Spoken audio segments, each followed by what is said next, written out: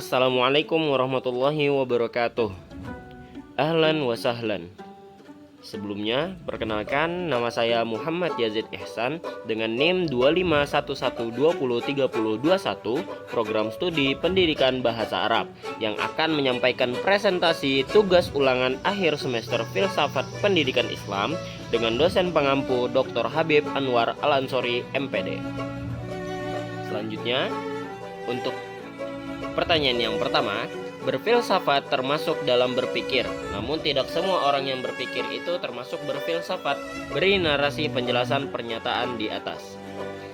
Kemudian jawabannya, berpikir adalah hal yang dilakukan semua orang dalam kehidupan sehari-hari, biasanya secara spontan dan sederhana. Sedangkan berfilsafat adalah berpikir pada tingkat yang lebih dalam, terarah, dan kritis. Karena itu, tidak semua orang yang berpikir sedang berfilsafat, tetapi setiap orang yang berfilsafat pasti sedang menggunakan cara berpikir yang lebih matang dan mendalam. Seperti itu. Kemudian, ke pertanyaan yang kedua, pada perkuliahan Anda telah mempelajari hubungan antara filsafat, pendidikan, dan manusia. Beri penjelasan hubungan tersebut. Yang kemudian di jawabannya, filsafat, pendidikan, dan manusia saling berkaitan karena filsafat memberi arah tentang bagaimana manusia seharusnya dibentuk. Pendidikan menjadi proses untuk mewujudkan arahan itu, dan manusia adalah pusat dari keduanya. Filsafat menentukan tujuan dan nilai, pendidikan menjalankannya, dan manusia menjadi pihak yang dibimbing agar berkembang sesuai tujuan tersebut. Pertanyaan yang ketiga, rasional menurut filsafat pendidikan Islam adalah bentuk berpikir yang menggunakan akal untuk mendapatkan kebenaran tentang pendidikan yang tidak berlawanan dengan Al-Quran dan hadis. Berlandaskan hal tersebut, coba Anda deskripsikan definisi filsafat pendidikan Islam, latar belakang munculnya filsafat pendidikan Islam, mengapa filsafat pendidikan Islam perlu dikaji, apa saja manfaat mempelajari filsafat pendidikan Islam, bagaimana tinjauan filsafat dalam konteks filsafat pendidikan Islam, dan apa saja ruang lingkup kajian dalam filsafat pendidikan Islam. Yang kemudian akan dibagi menjadi 5 jawaban, dikarenakan adanya 5 soal dalam satu soal. Langsung saja ke jawaban yang pertama adalah definisi filsafat pendidikan Islam. Filsafat pendidikan Islam adalah pemikiran mendalam dan sistematis tentang proses pendidikan yang menggunakan akal, namun tetap berpijak pada Al-Quran dan hadis sebagai sumber kebenaran utama. Melalui filsafat ini, pendidikan dipahami bukan hanya sebagai aktivitas mengajar, tetapi sebagai usaha membentuk manusia yang beriman, berilmu, dan berakhlak sesuai pandangan Islam tentang hakikat manusia dan tujuan hidup. Jawaban yang kedua, latar belakang munculnya filsafat pendidikan Islam. Filsafat pendidikan Islam lahir dari kebutuhan umat Islam untuk memiliki konsep pendidikan yang tidak bertentangan dengan ajaran agama. Perkembangan zaman, masuknya pemikiran barat, dan berbagai perubahan sosial membuat pendidikan Islam perlu memiliki dasar filosofis yang kuat agar tetap relevan, namun tidak kehilangan nilai-nilai keislamannya. Selain itu, perbedaan pandangan Islam dan Barat mengenai manusia, ilmu, dan tujuan hidup juga mendorong perlunya filsafat pendidikan yang khas. Tradisi berpikir kritis para ulama terdahulu seperti Al-Ghazali, Ibnu Sina, dan Al-Farabi turut memberi fondasi munculnya kajian ini.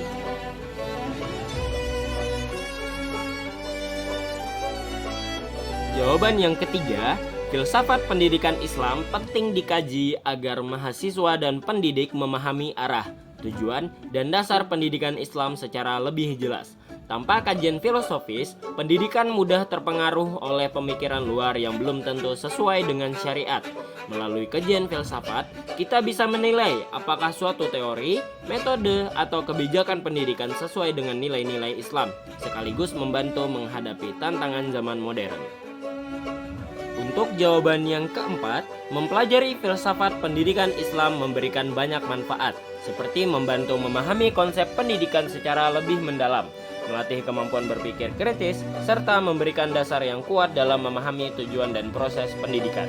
Mahasiswa juga dapat mengetahui bagaimana merancang kurikulum, metode pembelajaran, dan pola interaksi antara guru dan peserta didik yang selaras dengan nilai Islam.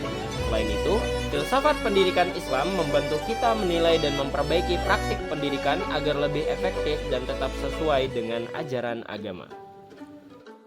Jawaban yang kelima, tinjauan filsafat dalam konteks filsafat pendidikan Islam.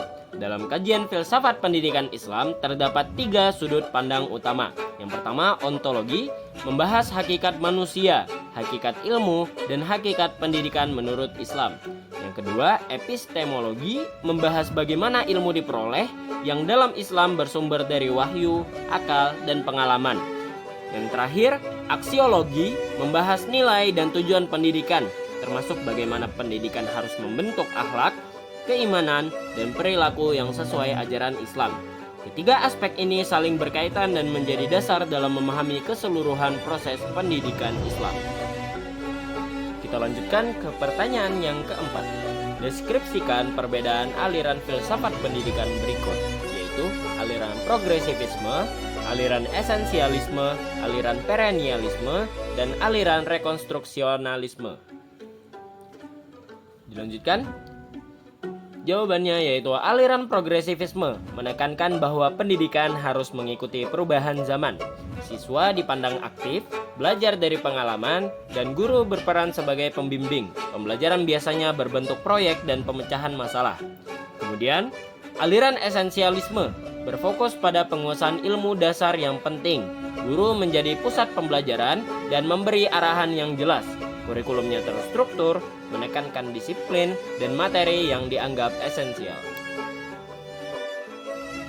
Kemudian aliran perennialisme menekankan nilai-nilai dan ilmu yang bersifat abadi.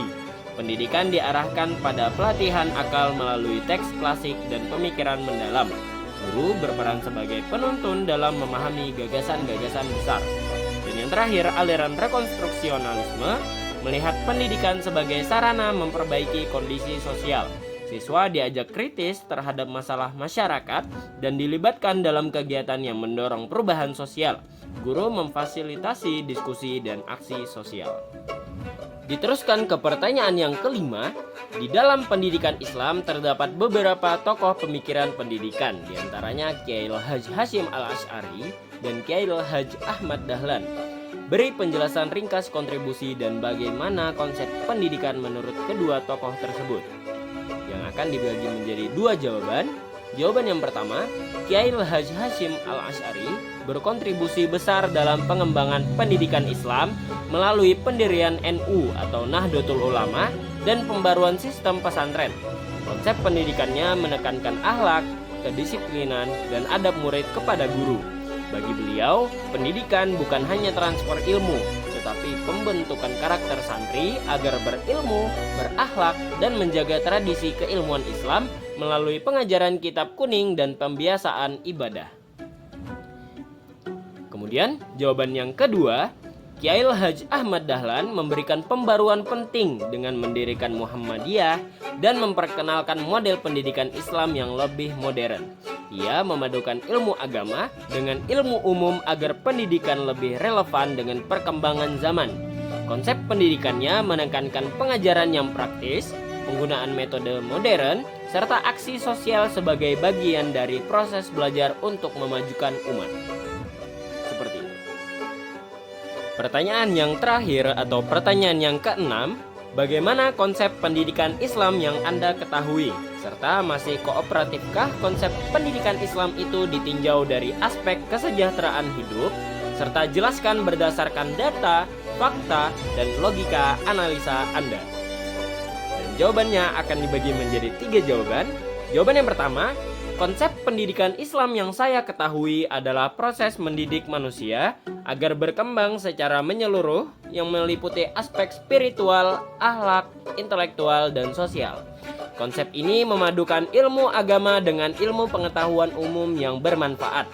Pendidikan Islam menempatkan manusia sebagai makhluk yang harus disempurnakan fitrahnya melalui pengembangan akal, hati, dan perilaku.